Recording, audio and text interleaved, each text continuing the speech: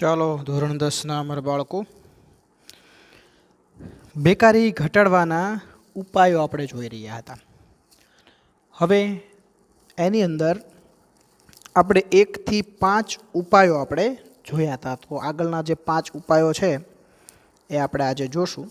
એટલે બેકારી ઘટાડવાના ઉપાયો જે છે એ પૂરા થઈ જશે અને પછી એક મોસ્ટ ટાઈમ ટૂંક નોંધ ભણશું જેનું નામ છે વિશ્વ શ્રમ બજાર.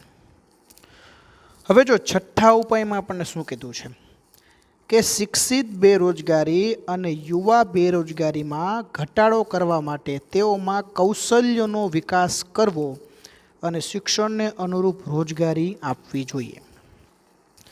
હવે જો કોઈ પણ વ્યક્તિ બેકાર ક્યારે બને તો કે એની પાસે આવડત ન હોય, એની પાસે કોઈ નોલેજ ન હોય, એ નિરક્ષર હોય, એની પાસે કોઈ કૌશલ્ય ન હોય. એટલે અહીંયા આપણને સરકાર એવું વિચાર્યું કે ભાઈ છઠ્ઠો ઉપાય છે, સૌથી પહેલાં તો જે બેકાર લોકો છે ને એનામાં કોઈ કૌશલ્યનો વિકાસ કરવામાં આવે, એને કોઈક બાબતો શીખવાડવામાં આવે અને એ જે કૌશલ્ય શીખે છે એને અનુરૂપ એને કોઈક રોજગારી આપવામાં આવે, તો જેથી કરીને બેકારીની સમસ્યા કેવી થાય, હળવી થાય.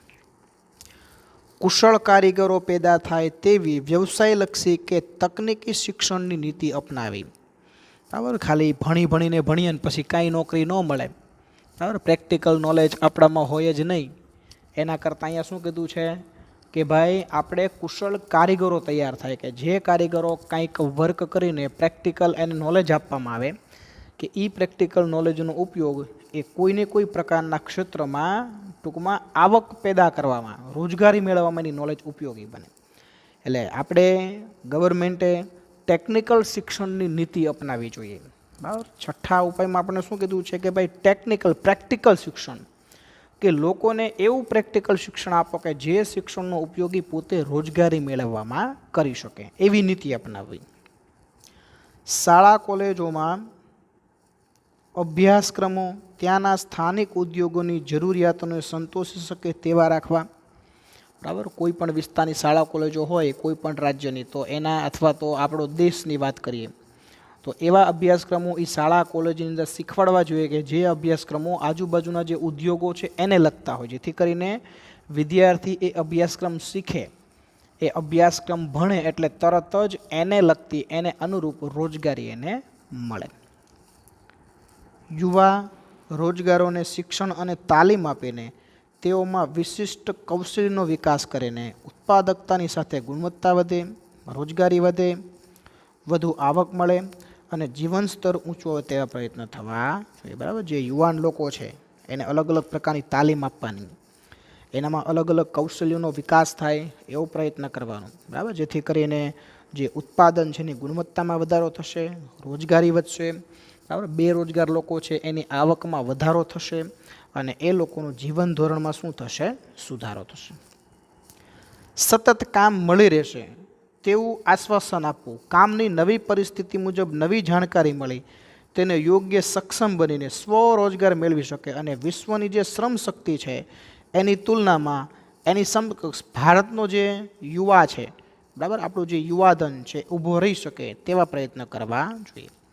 હવે ગવર્મેન્ટ એવા પ્રયત્ન કરવા જોઈએ કે ભાઈ તમે કોઈ વ્યક્તિને તાલીમ આપો છો તો એને એવું આશ્વાસન મળવું જોઈએ કે આ તાલીમ પૂરી થયા પછી એને 100% કામ મળશે જ, અને એની તાલીમ પણ અમુક સમય અપડેટ થતી રહેવી જોઈએ. બરાબર, એને એવું આશ્વાસન મળવું જોઈએ કે આ તાલીમ પૂરી થાય એટલે મને 100% રોજગારી મળશે, અને એવી તાલીમ આપવી કે વિશ્વનો જે શ્રમિક છે, બરાબર, એની સાથે આપણો ભારતીય શ્રમિક હરીફાઈ કરવો જોઈએ, ઊભો રહી શકવો જોઈએ. બરાબર, આવા પ્રયત્નો જે છે એ છઠ્ઠા મુદ્દામાં આપણને કરવાના કીધા છે. તો અહીંયા આ છઠ્ઠો મુદ્દો છે એ થઈ જાય છે. હવે મુદ્દા નંબર 7, બરાબર, કે ભાઈ બેકારી ઘટાડવા માટે શું કરવું જોઈએ. તો જો અહીંયા ભારત સરકારના શ્રમ મંત્રાલય અને રાજ્ય સરકારે યુવા રોજગારોને ઔદ્યોગિક વિકાસની સાથે તેમનામાં જ્ઞાન, ઉત્સાહ, કાર્યક્ષમતા વધે તે માટે તાલીમ અને પ્રશિક્ષણ દ્વારા કૌશલ્યનો વિકાસ થાય તેના માટે make in India, skill India, digital India જેવી મહત્વાકાંક્ષી યોજનાઓ અમલમાં મૂકી છે. જો હવે અહીંયા આપણને અમુક યોજનાઓની વાત કરી કે ભાઈ જે બેકાર લોકો છે, જે યુવાનો છે, જે બેકાર છે, તો એનામાં કંઈક નોલેજ વધે, એનામાં કંઈક કૌશલ્યનો વધારો થાય, એની કાર્યક્ષમતા વધે, એનો ઉત્સાહ વધે. એના માટે થઈને આપણું જે શ્રમ અને મંત્રાલય છે, બરાબર, એણે એના ગાઈડન્સ હેઠળ આપણી સરકારે કેટલીક યોજનાઓ બનાવી કે જેથી કરીને યુવા લોકોનો ઉત્સાહ વધે, યુવા લોકો પાસે કંઈક નોલેજ, કંઈક ટેકનિકલ જ્ઞાનમાં વધારો થાય અને યુવા લોકો છે એ બેકારીમાંથી બહાર નીકળે. કઈ કઈ યોજનાઓ? તો આ યોજનાઓના જે નામ છે ને બાળકો, એ તમારે ટીક કરવાના છે. Make in India, skill India, digital India, બરાબર. ટેકનિકલ સંસ્થાઓ, કોલેજ, યુનિવર્સિટીઓ સ્થાપવાનો, દેશભરમાં કરીને તેમને વ્યવસાયિક અભ્યાસક્રમો અને અદ્યતન ટેકનોલોજીને અનુરૂપ શિક્ષણની સુવિધાઓ ઉપલબ્ધ કરાવીને શાળા કોલેજોમાં અદ્યતન અભ્યાસક્રમો, વ્યવસાય અને ટેકનિકલ શિક્ષણ દ્વારા રોજગારીની માંગ અનુસાર સક્ષમ બનવાનો પ્રયત્ન કર્યો છે. જો આખી શાળાની શિક્ષણ પદ્ધતિ છે કે ફેરવી નાખી. આ મુદ્દો છે ને આ વાક્ય અટપટું લાગે, પણ તમે જો હું તમને સરળ ભાષામાં કહું તો આપણને એવું કીધું છે કે શાળા કોલેજના અભ્યાસક્રમો છે ને એ સરકારે વ્યવસાયલક્ષી કરી નાખ્યા છે. પ્રેક્ટિકલ અભ્યાસક્રમો કે ભાઈ ત્યાં તમે કોઈ પણ બાબત શીખો એટલે એને અનુરૂપ રોજગારી મળે ને મળે જ.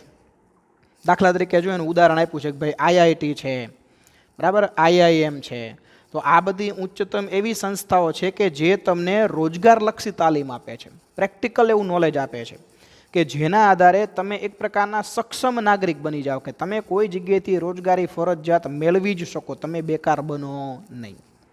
બરાબર. નાનું ઉદાહરણ લઈએ તો આપણી આઈટીઆઈ સંસ્થા છે, બરાબર, તો એમાં તમે જો ટ્રેનિંગ આપીને પ્રેક્ટિકલ નોલેજ આપવામાં આવે છે, કોઈ કૌશલ્ય કે કોઈ તાલીમ શીખવાડવામાં આવે છે, એની સ્પેશિયલ શેના માટેની હોય? રોજગારી માટેની જ હોય કે જેના આધારે તમે કાંઈકનું કાંઈક રોજગારી છે તમે મેળવી શકો છો. એની પછી મુદ્દા નંબર 8 શું કહેવા માગે છે જોઈએ આપણે. શ્રમ શક્તિનું આયોજન. શ્રમ શક્તિના આયોજન ક્ષેત્રે સરકારે રોજગારીના ક્ષેત્રે નવા ક્ષેત્ર શરૂ કર્યા. ભૂતકાળમાં રોજગારી માટેના અમુક ક્ષેત્ર નહોતા, લોકો એમાંથી રોજગારી મેળવી શકતા ન હતા. હવે ગવર્મેન્ટે ઘણા બધા રોજગારી માટે નવા અભ્યાસક્રમો ચાલુ કર્યા, નવા ક્ષેત્ર ચાલુ કર્યા. કયા કયા? તો જેનું નામ લખેલું છે. કોમ્પ્યુટર ટેકનોલોજી છે, ઇન્ફોર્મેશન ટેકનોલોજી છે, ફાર્મા ક્ષેત્ર છે, બિઝનેસ મેનેજમેન્ટ છે, ધંધાકીય વ્યવસ્થાપન છે, પેકિંગ અને પ્રોસેસિંગ છે, આઉટસોર્સિંગ છે, માર્કેટિંગ છે, કેટરિંગ મેનેજમેન્ટ છે, ઇવેન્ટ મેનેજમેન્ટ છે, ઓફિસ મેનેજમેન્ટ, પછી hotel management, share stock marketing. આ બધા નવીન ક્ષેત્રમાં રોજગારીની વિપુલ તક રહેલી છે. જૂના જમાનામાં આવું તમે સાંભળ્યું તો કોઈ દી કે ભાઈ કોમ્પ્યુટરમાં કામ કરીને તમે રોજગારી મેળવો? કોમ્પ્યુટર જ નહોતું, બરાબર. કેટરિંગ મેનેજમેન્ટ, બરાબર. એક ઉદાહરણ લઈએ આપણે. આપણા ઘરે સામાન્ય પ્રસંગ હોય, પહેલાંના સમયમાં લોકો હાથે હેન્ડલ કરી લેતા, રસોઈ બસોઈ બધું ઘરે બનાવવાનું. કેટરિંગ બેટરિંગ જેવું કાંઈ હતું જ નહીં. હવે એક નવો આખો ટ્રેન્ડ ચાલુ થયો કે ભાઈ પ્રસંગ હોય એટલે ભોજનની બધી વ્યવસ્થા કેટરિંગ ઉપર કોઈ કોન્ટ્રાક્ટ બાજુ ઉપર વ્યક્તિને આપી દેવાની, આપણી કાંઈ જવાબદારી નહીં. પાણીનો ગ્લાસ પણ આપણે લેવાની જવાબદારી નહીં. ટોટલી વ્યવસ્થા એ કેટરિંગ મેનેજમેન્ટ જેને આપણે સોંપ્યું છે એ વ્યક્તિ કરશે. એટલે તમે જો એ વ્યક્તિને પોતાને રોજગારી મળશે, એની સાથે સંકળાયેલા જેટલા એના કામદારો છે બધાને રોજગારી મળશે, બરાબર. હોટેલ મેનેજમેન્ટ, બરાબર. પહેલાં હોટેલ મેનેજમેન્ટ જેવો કોઈ કોર્સ હતો નહોતો. અત્યારે હોટેલ મેનેજમેન્ટનો કોર્સ કરીને તમે કોઈ મોટી હોટેલમાં, બરાબર, સરસ રીતે કામ કરી શકો, તમે રોજગારી મેળવી શકો, મેનેજર તરીકે તમે કામ કરી શકો, આખે હોટેલનું મેનેજમેન્ટ કરીને તમે રોજગારી મેળવી શકો, બરાબર. પછી શેર બજારમાં શેર માર્કેટ જે છે, બરાબર, એની સાથે સંકળાયેલા જેટલા લોકો છે એના માટેનો સ્પેશિયલ કોર્સ થતો હોય. તો આ બધા જે અહીંયા આપણને આપ્યા છે, બરાબર, જે મુદ્દાઓ, તો આ બધા એવા નવા કોર્સ છે કે જે કોર્સ તમે કરી અને પછી એને અનુરૂપ તમે રોજગારી મેળવી શકો છો. ભૂતકાળમાં આવા કોર્સ હતા નહીં. એટલે આ બધી છે ને આમાં રોજગારીની પુષ્કળ તક રહેલી છે. આ બધા નવા સિલેબસ છે.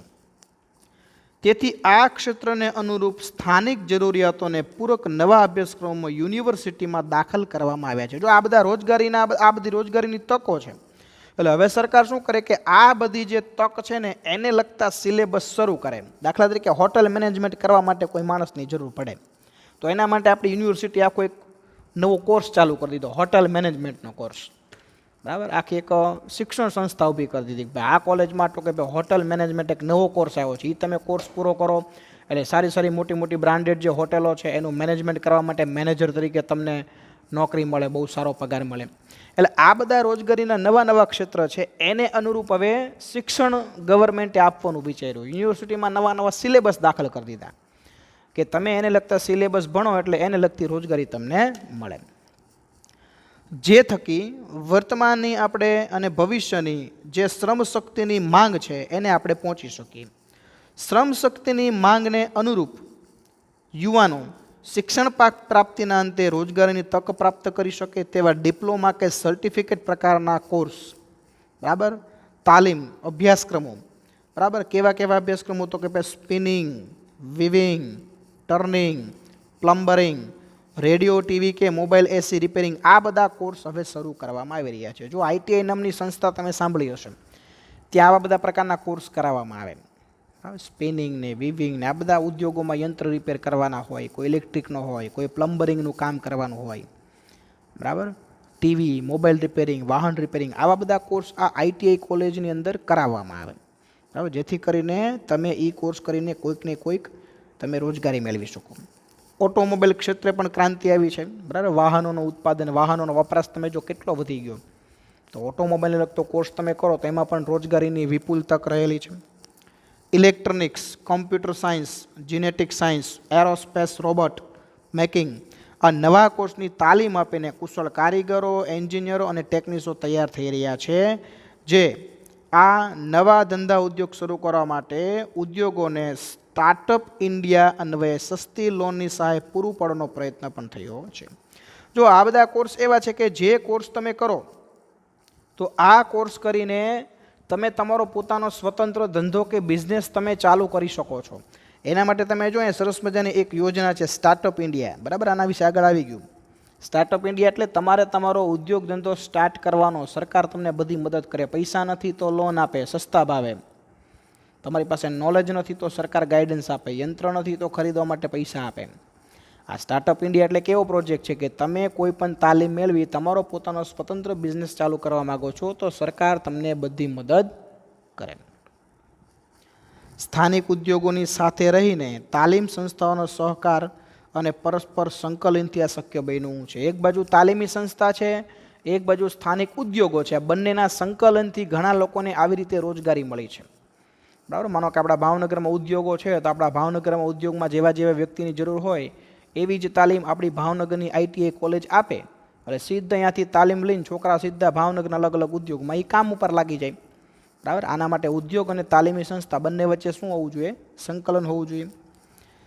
તેથી સ્થાનિક જરૂરિયાતની માંગ મુજબ શ્રમનો પુરવઠો પૂરો પાડીને રોજગારીની નવી તકનું સર્જન કરીને વ્હાઇટ કોલર જોબની સાથે સરકારી આર્થિક સહાય દ્વારા સ્વરોજગારને પોષાવે શૈક્ષણિક અભ્યાસક્રમો, શૈક્ષણિક ખર્ચા સસ્તા અને પ્રવેશ મળે તેવું વાતાવરણ સર્જવું જોઈએ અને સુદૃઢ યોગ્ય માળખું ઊભું કરવું જોઈએ. મતલબ કે શું કીધું છે કે લોકોને તાત્કાલિક રોજગારી મળે એવા અભ્યાસક્રમો સરકારે શરૂ કરવા જોઈએ. એ અભ્યાસક્રમો પણ કેવા હોવા જોઈએ કે એમાં પ્રવેશ સરળ મળવો જોઈએ, બરાબર. એમાં કોઈ બીજો ખર્ચ ન થવો જોઈએ, સસ્તા અભ્યાસક્રમો, અને એ અભ્યાસક્રમ પૂરો કરે એટલે વ્યક્તિને તરત શું મળવું જોઈએ? રોજગારી. તો અહીંયા આગળ આ 8મો મુદ્દો છે, એ 8મો મુદ્દો થઈ ગયો પૂરો. હવે એની પછી આપણે મુદ્દા નંબર 9 જોઈએ, બરાબર. શું કીધું છે? ઉદ્યોગો સંબંધી વિકાસ સાધવા, નવી રોજગારીનું તક સર્જન થાય તેના માટે નવા વ્યાપાર ઉદ્યોગની શરૂઆત આવશ્યક છે. ઉદ્યોગોનો વિકાસ થાય, નવી નવી રોજગારીની તકનું સર્જન થાય, એના માટે દેશમાં નવા નવા વ્યાપાર ઉદ્યોગ પહેલાં તો શરૂ કરવા પડે. મતલબ કે સરકારે ઉદ્યોગોની અંદર વિકાસ કરવો પડે. સૌથી પહેલું મહત્ત્વનું પાયો એ છે. યુવાનોમાં ઔદ્યોગિક સાહસિકતા વધે, કુશળતા, સંગઠન શક્તિ અને મૂડીરોકાણ પણ જરૂરી છે. જો યુવાન લોકો છે ઉદ્યોગ તરફ પ્રેરાય, એનામાં સાહસ વધે, પૈસાનું રોકાણ કરવાની એનામાં તાકાત વધે, એની કુશળતા છે, એની જે શક્તિ છે એનામાં વધારો થાય.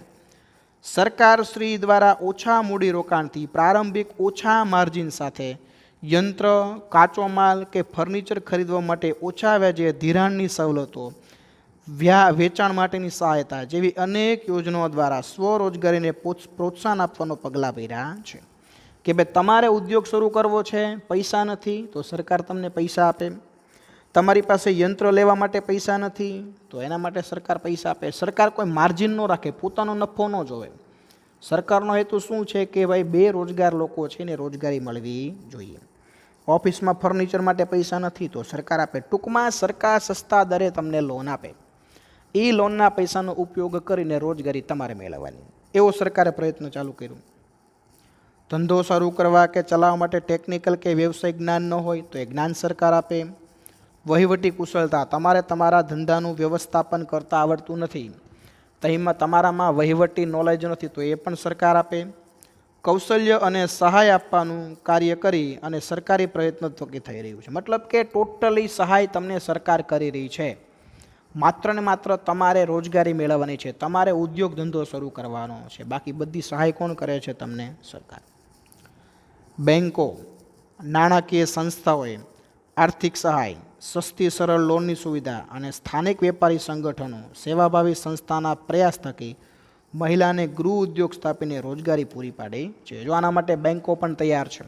પછી સરકારી બેંક હોય કે ખાનગી હોય, કોઈ પણ નાણાકીય સંસ્થા હોય તો એ પણ તૈયાર છે કે અમે લોકોને સસ્તા ભાવે લોન આપશું, મહિલાઓને તો સાવ તળિયાના ભાવે લોન આપશું, પણ રોજગારી મેળવવાની જવાબદારી બેકાર લોકોની. બરાબર. એના માટે ઘણી બધી સેવાભાવી સંસ્થા, બેન્કો, બરાબર, ઘણી બધી સરકારી બેન્કો, ઘણી બધી ખાનગી બેન્કો પણ લોન આપવા માટે તૈયાર છે.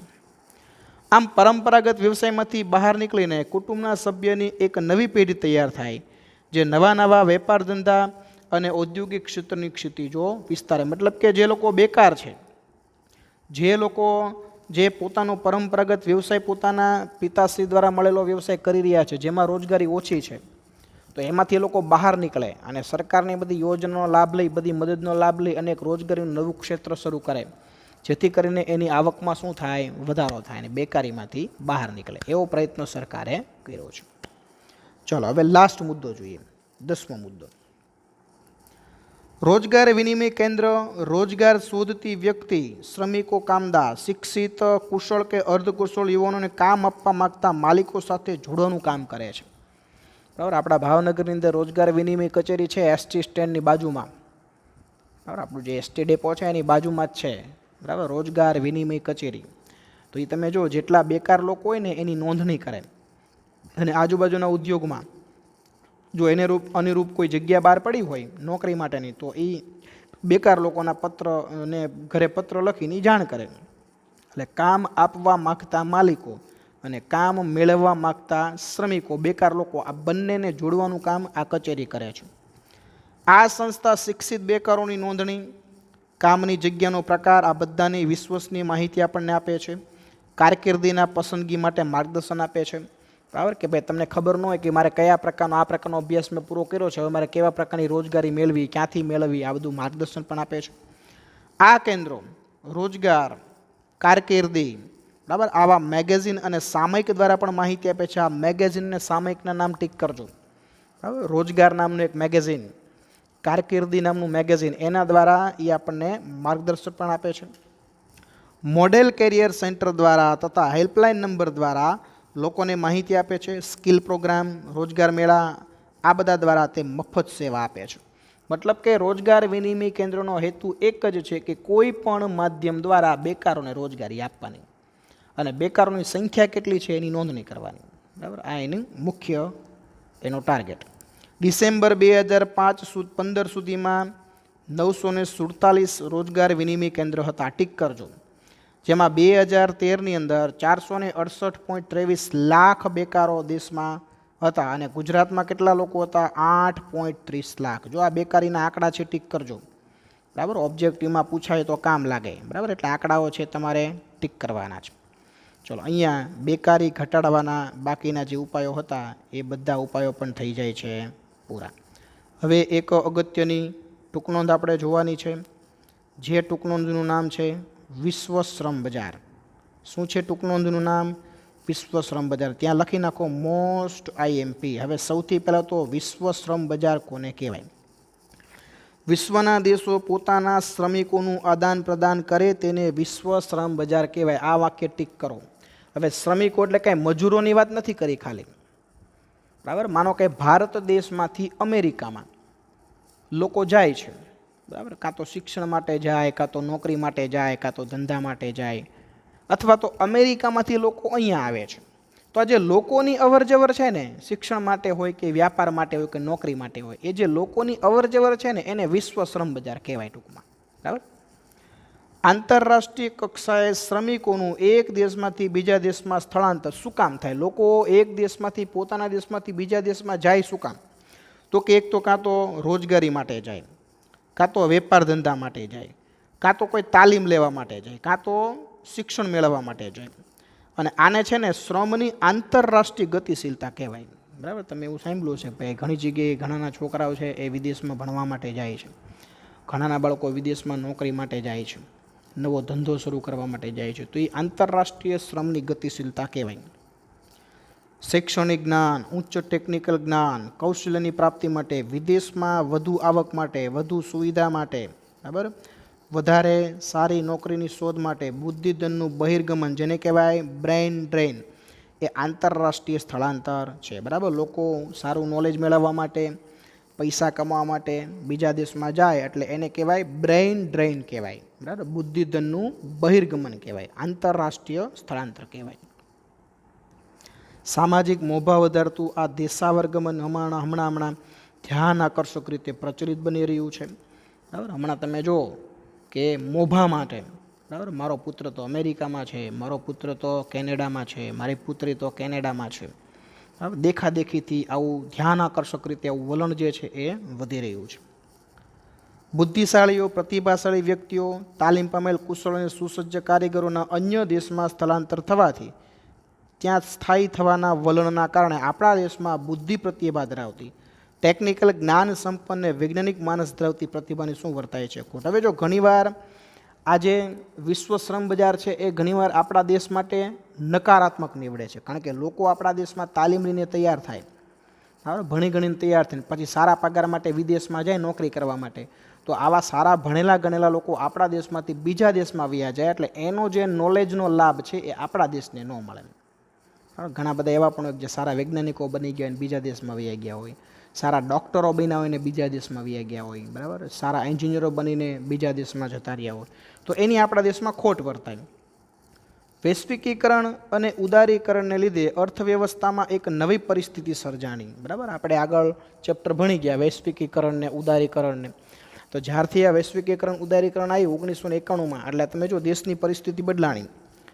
આધુનિક કુશળ માહિતી તકનીક ખાતે, સંદેશા વ્યવહાર ખાતે, બરાબર, બાયોટેકનોલોજી ખાતે, કોમ્પ્યુટર ક્ષેત્રે, ડૉક્ટરી ક્ષેત્રે, આ અભ્યાસના ક્ષેત્રે જ્ઞાન અને કુશળતા પ્રાપ્ત કરનાર વ્યક્તિની માંગમાં શું થયું? વધારો થયો. ઉદારીકરણને ખાનગીકરણ થયું એટલે સારા સારા ડૉક્ટરો, સારા સારા એન્જિનિયરો, કોમ્પ્યુટર એન્જિનિયર, બાયોટેકનોલોજી ક્ષેત્ર નિષ્ણાત, આવા બધા વ્યક્તિની ડિમાન્ડ કેવી થઈ?